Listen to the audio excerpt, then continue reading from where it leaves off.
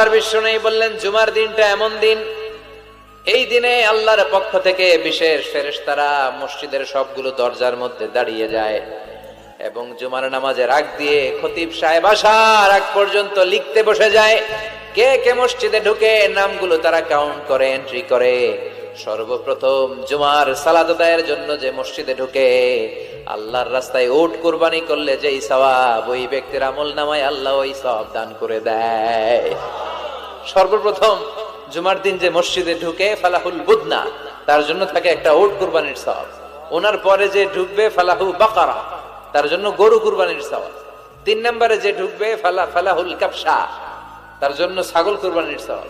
4 নম্বরে যে ঢুকবে তার জন্য ফালাহু আদ-দাজাজা, মুরগি কুরবানির সওয়াব। 5 নম্বরে যে ঢুকবে তার জন্য আল বাইদা, ডিম কুরবানির সওয়াব। সুবহানাল্লাহ পড়ে। এরপরে ইমাম সাহেব যখন খুতবা দেওয়ার জন্য চলে আসে,